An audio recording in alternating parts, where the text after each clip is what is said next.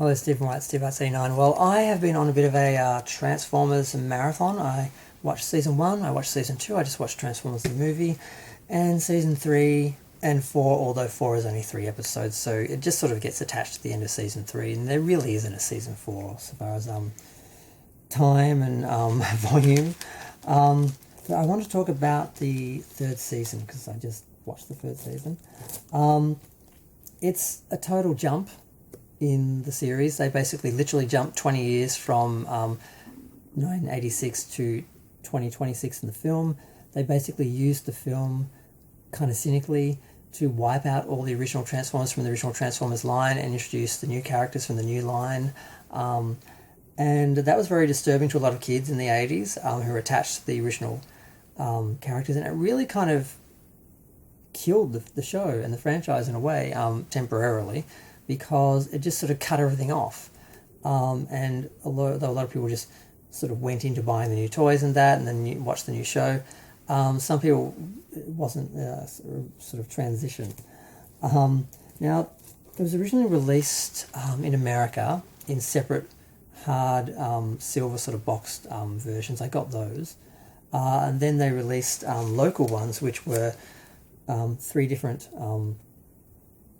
discs in different covers per volume, and you get 2 volumes of 3 discs for each season. So season 1 was 1 volume because it was 16 episodes. Season 2 and 3 were half, got part 1 and part 2 of each one. So there were 2 of these, and then season 4 again was just sort of stuck at the end with a bunch of special features in the second volume.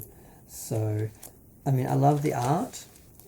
They use mostly the IDW style sort of Dreamwave, post-Dreamwave sort of style art for the covers, and you get pictures of the characters in the various episodes, which was something that you got with the booklets and the silver versions of the DVDs. I should have had these out.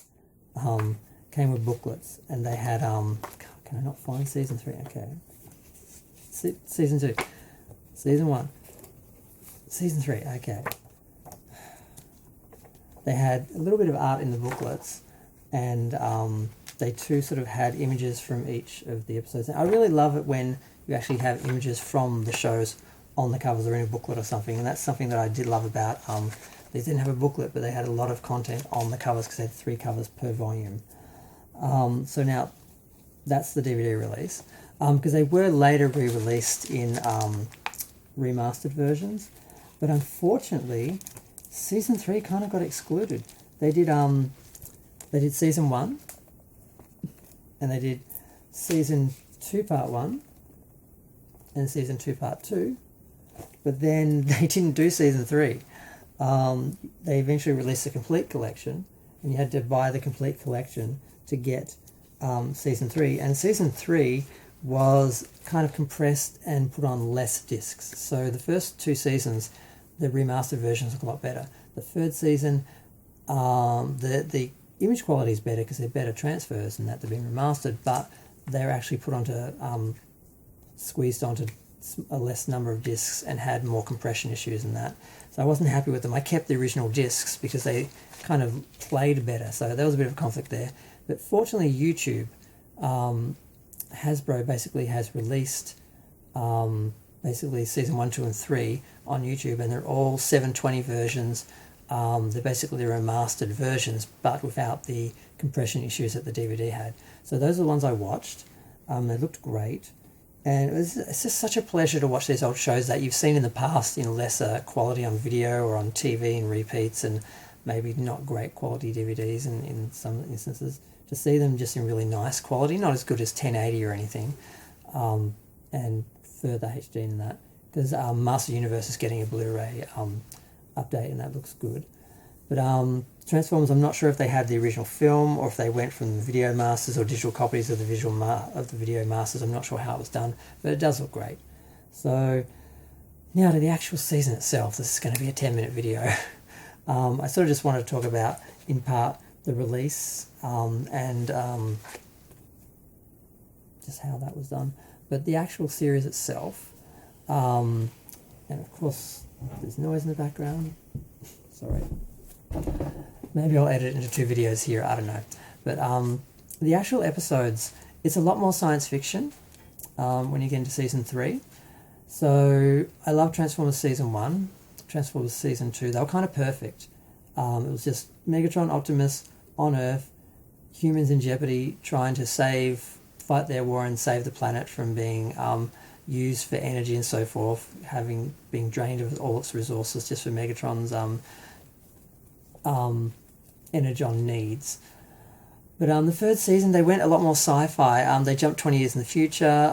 They were traveling around in space. They were dealing with alien races, and that opened a lot of doors, and you got quite a few interesting stories, but you also got a lot of just crap. It's like, what is this? This has nothing to do with the Decepticons, nothing to do with Earth. I don't relate to it. Like, I'm not that interested in the story they're telling. Some of the science fiction stories were interesting and they were worth telling on their own. Some just, so there's a couple of episodes I'm just like, why am I watching this? This is not, how did they get this far away from the original Transformers? But other ones were a lot better. Now the first 5 episodes, the 5 Faces of Darkness, it's like a little movie in itself where you basically show Galvatron being salvaged from where his body ended up after the film, getting the Decepticons back together to basically take on the Autobots again, leading them, because without a leader they just fell into disarray. And then we just get back into that same old conflict of Decepticons versus Autobots, but this time they have a bigger field to sort of play on. And Galvatron has lost his mind. He's literally insane. There's actually an episode where they actually take him to this mental facility on another planet, and they try and fix him. Now, by the end of the season, it's a little bit disappointing because you sort of find a lot of the characters that they're already introduced in the film, in the start of the film, have already taken a backseat to new characters, and this is where there does seem to be more pressure on the Transformers to include new toys from the toy line in the narrative and in the show and in the comics, whereas Master Universe didn't really suffer from that. The Filmation and the comics, they kind of did what they wanted for the most part, and that kind of sucked as a kid in a way, because a lot of your toys didn't end up in the show, and you'd buy toys and they weren't in the comics or they weren't in the show, so you didn't feel like they were represented. Whereas Transformers, they did that, but they did it at the expense of the story and the characters. So, we get the Target Masters and the Headmasters and the Power Masters. No, we don't get to the Power Masters yet. We get the Technobots and like all the Combiner groups and all that. They're all covered in this.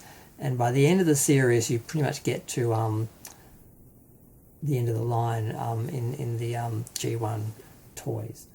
And it does suffer a little bit, but it's not too bad. Like when you get to the Return of Optimus Prime, you're starting to see some of that. And Season 4, frankly, is just for that purpose. But I might do a separate video for that. For Season 3, by the time we get to then, now we do have the episode early on. There was a stretch of good episodes that I really enjoyed. There was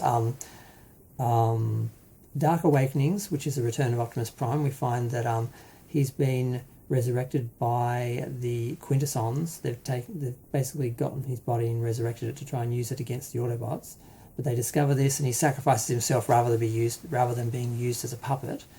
Then the next episode is Starscream's Ghost, where we find that Starscream is literally a ghost, and he's possessing Scourge and Cyclonus and trying to basically get Unicron to give him a new body, which he does eventually get. But we don't see that until they actually did a second episode. And this was one of the interesting things that I discovered in watching these shows for YouTube in the correct continuity, the production continuity, not the order they were shown in. Some episodes had direct sequels, unlike Child's Play, which seemed to have a very unrealistic ending where they use a toy to basically fly off. I mean, long story, but the second episode actually explains. There's a second direct follow-up episode that explains everything that I never saw in context and didn't understand. Same here with one of the episodes.